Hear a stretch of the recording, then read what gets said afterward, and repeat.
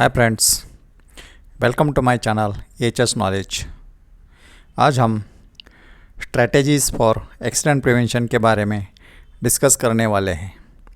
तो चलो हम वीडियो को शुरू करते हैं। सो फ्रेंड्स, इंडस्ट्रियल सेफ्टी का इम्पोर्टेंस क्या है ये हम अगले स्लाइड में जानेंगे। Introduction, why accident prevention matters. So accident prevention matters because of to protect the human life and health, reduces the financial losses, ensure legal compliance, maintains the productivity and improves moral and reputations. So friends, accident prevention क्यों matter करता है? Because so many factors are related to this. First one is to protect human life and health. Employees की health और employees के life is very important. ऐसा भी कहा जाता है employees are the asset, big asset of the company. So we have to protect the human life and we have to maintain their health also. So for this purpose prevention is matter. Next, to reduce the financial losses. अगर कोई हादसा होता है company में, या fire होता है या एक्सप्लोजन होता है, तो it will lost everything including the human life, then properties, machineries, raw materials, everything. So to protect these losses or financial losses, it is very important to prevent the accidents. Ensure the legal compliance. State rules and central rules are applicable to all the industries who are established in respective states.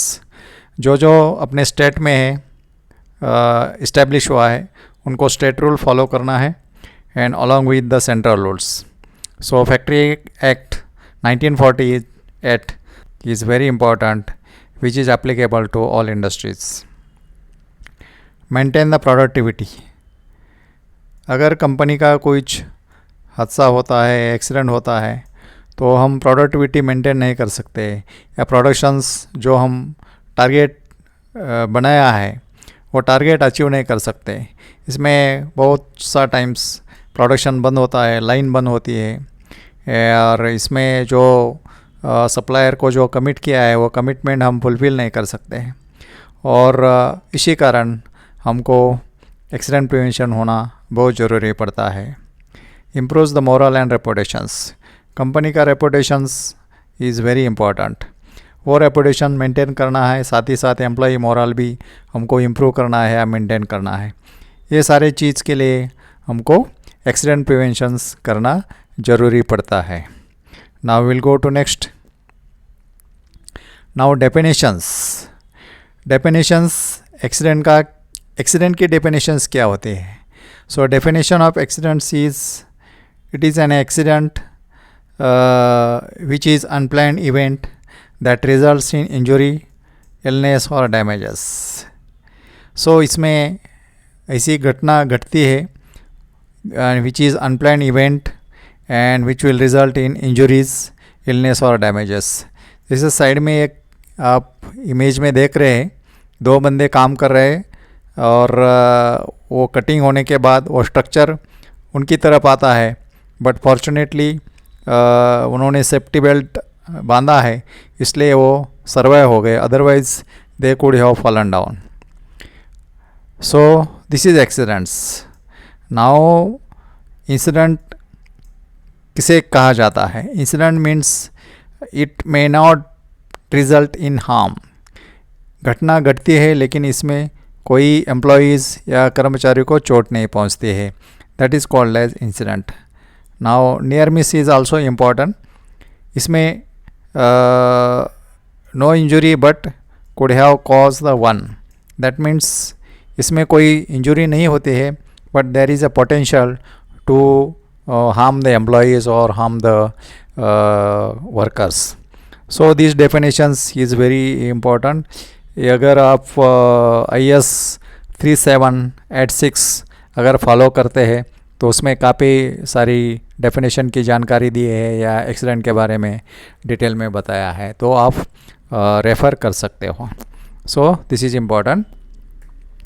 Now what are the common industrial accidents. ये कौन से examples industry में होते हैं या कौन से types के एक्सीडेंट होते हैं, इसके बारे में इसमें बताया है. Now slip trip and falls, it is a common accidents जहाँ अपना स्लिपरी एरिया है या पानी गिरा है, ऑयल गिरा है, उस टाइम्स आपको स्लिप ट्रिप के चांसेस बढ़ जाते हैं या फॉल होने के चांसेस रहते हैं. Then cut and burns, cut injuries is a common accidents होते हैं इंडस्ट्रीज़ में. या बर्न होता है या कोई वेल्डिंग है, कटिंग चल रहा है या ग्राइंडिंग कर रहा है या गैस कटिंग कर रहा है, तो उस times cuts and burns injury होने की संभावना रहती है. Electrical shocks is a common type of accidents in all industries. Falling of objects, अगर ऊपर से कोई कंस्ट्रक्शन चल रहा है या कोई काम चल रहा है ऊपर के, अगर नीचे से बंदा जा रहा है तो वहाँ से फॉलिंग ऑफ ऑब्जेक्ट्स नीचे गिरने की संभावना रहती है और एक्सीडेंट्स हो जाता है.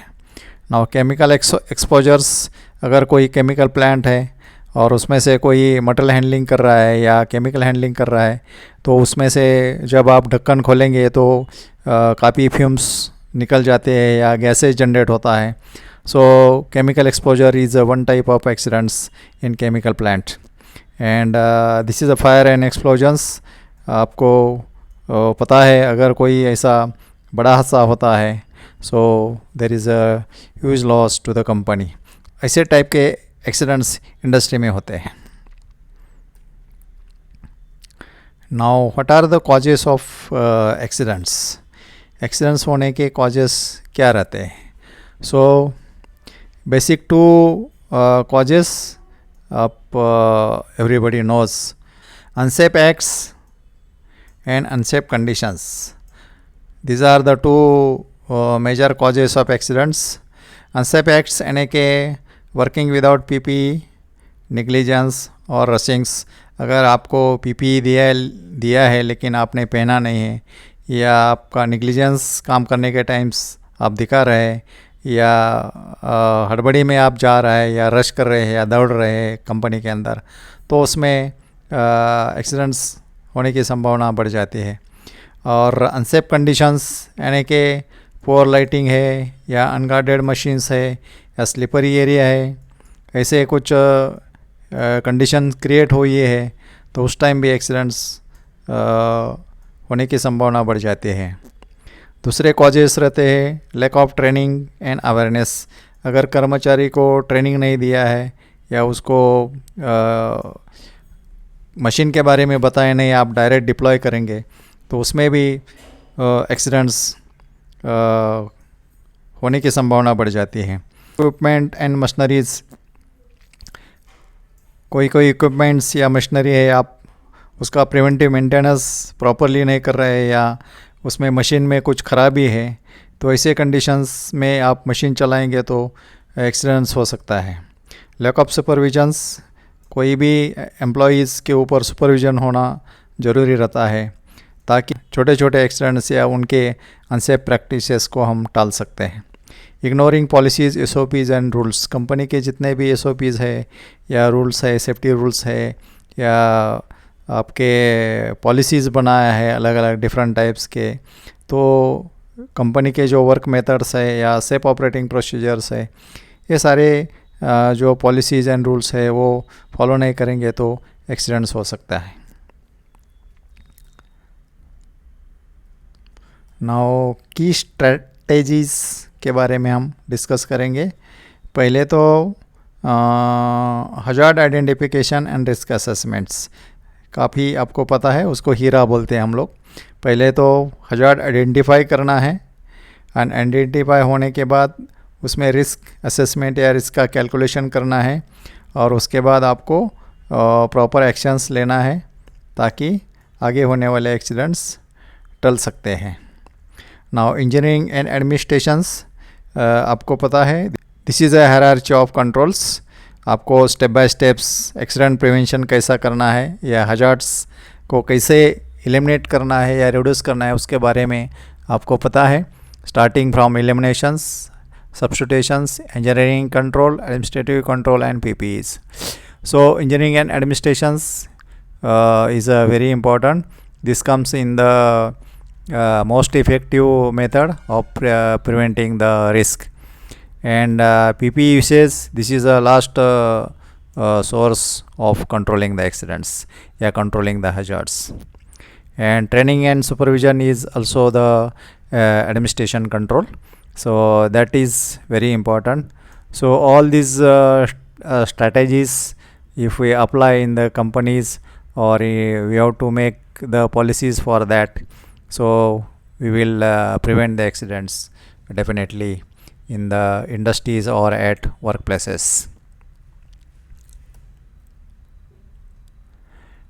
Tools, डिफरेंट टूल्स या सेफ्टी टूल्स एंड सिस्टम्स हम कंपनी के अंदर यूज़ कर सकते हैं. जैसे हीरा के बारे में डिस्कस किया है, which is hazard identification risk assessments.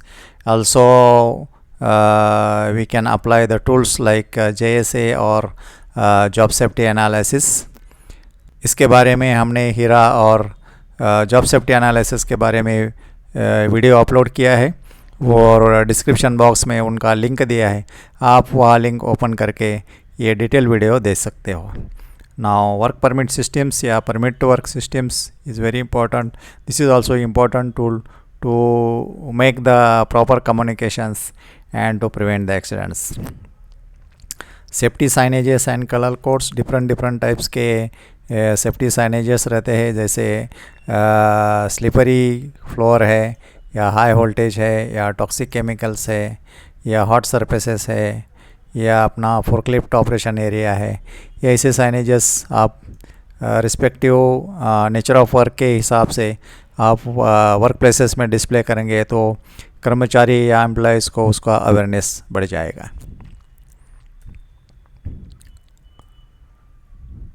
Now different programs also we have to implement in the company, like induction trainings या on job training कहते हैं हम लोग.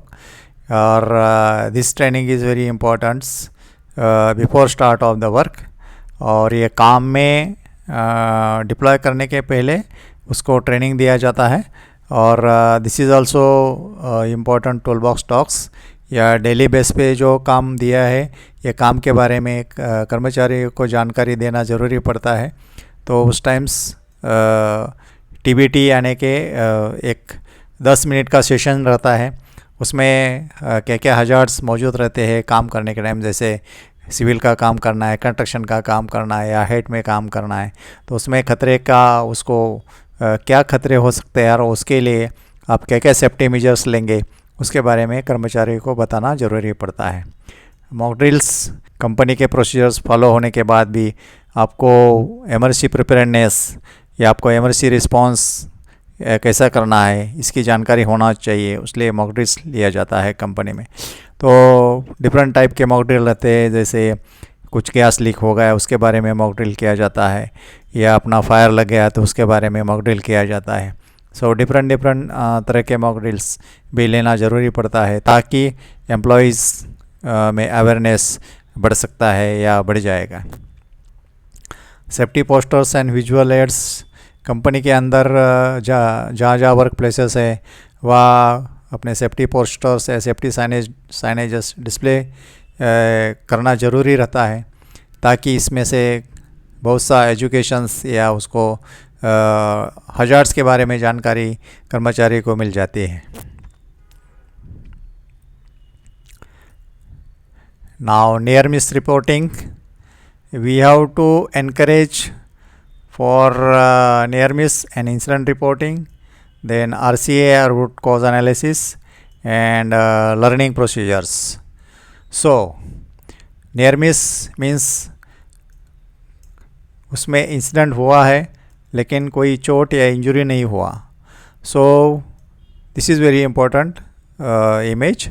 या आप जानते हैं H.W. Hendrys is a safety scientist, and उन्होंने एक मॉडल डेवलप किया, that is 329 and 1 model. So इसका मीनिंग क्या है? इसका मीनिंग ये है कि out of 330 accidents 300 are the near misses, 29 are the minor injuries and 1 is the major injury. So in a group of 330 accidents आपको 300 near Mrs को यदि आप कंट्रोल करेंगे तो आगे आने वाले जो सीरियस एक्सीडेंट्स या माइनर है मेजर एक्सीडेंट्स को हम टाल सकते हैं. This is concluded by the H.W. Henrich, which is the safety scientist. Now root cause analysis यानी कि RCA बोलते हैं हम लोग. रूट कॉज एनालिसिस यानी कि 5Y एनालिसिस या 5Y एनालिसिस. आप उसको आइडेंटिफाई कर सकते हैं, उसको असेंबल द डाटा कर सकते हैं, आइडेंटिफाई द रूट कॉज कर सकते हैं and find out the solutions and create the actionable strategies and monitor the solutions. So उसको RCA बोलते हैं या उसको रूट कॉज एनालिसिस बोलते हैं. एंड इसमें फॉल्ट्री एनालिसिस भी आता है. इसमें काफ़ी अपने बेसिक रूट कॉज तक आप पहुंच सकते हैं या 5Y एनालिसिस के माध्यम से भी आप रूट कॉज तक जा सकते हैं, ताकि ये परमानेंटली उसका रीज़न मालूम हो गया तो आगे आने वाले एक्सीडेंट्स या फ्रीक्वेंसी टल सकते हैं. साथ ही साथ अपना कंटिन्यूस लर्निंग या सेफ्टी का जो ट्रेनिंग है this should be continuous for through out the years and also from the past incidents या पास्ट एक्सीडेंट्स से भी आप लर्निंग कर सकते हैं या उसमें से कोई लेसन ले सकते हैं, so that the repeated accidents will be avoided. So this is important. Now these are the important element like management involvements and workers participations and zero accident mindsets. कोई भी कंपनी का जो टारगेट रहता है या सेफ्टी टारगेट रहता है that is the zero accidents. और ये सेफ्टी गोल रहता है, ये अचीव करने के लिए आपको पूरी तरह से managements of the all level of the managements या टॉप मैनेजमेंट्स या मिडल मैनेजमेंट्स या सुपरवाइजरी लेवल ऑल कैटेगरीज़ के जो सुपरवाइजरी स्टाफ है वो इन्वॉल्व होना चाहिए. साथ ही साथ वर्कर्स पार्टिसिपेशंस या employ participation is very important so that we will achieve the goal of safety targets. Workers participations के लिए आप अलग अलग प्रोग्राम्स अरेंज कर सकते हैं या कंपटीशन अरेंज कर सकते हैं, या हर एक सेफ्टी प्रोग्राम जैसे सेफ्टी मीटिंग है या सेफ्टी 4 मार्च है, नेशनल सेफ्टी डे है, एनवायरनमेंट डे है, तो वो सारे हर एक प्रोग्राम में उनका इन्वॉल्वमेंट्स करेंगे तो काफ़ी हमको सजेशंस मिल सकते हैं या सजेशन आ सकते हैं. उसमें से क्या क्या प्रॉब्लम है फील्ड में वो हमको जानकारी मिलती है और उसके अनुसार हम प्रॉपर एक्शन ले सकते हैं. So in short we have to build the safety cultures and zero accident mindsets, यानी कि हमारा जो टारगेट है ज़ीरो एक्सीडेंट का या जो सेफ्टी गोल है वो आपको डाउन लेवल तक परकुलेट होना ज़रूरी है, ताकि हम जो टारगेट डिसाइड किया है उसका अचीवमेंट कर सकते हैं. सो this is important. So friends, मेरे ख्याल से ये वीडियो आपको पसंद आया होगा. अगर ये वीडियो पसंद आएगा तो लाइक करो, शेयर करो, सब्सक्राइब करो, ताकि हम नए नए वीडियोस लेके आ सकते हैं. Thanks for watching.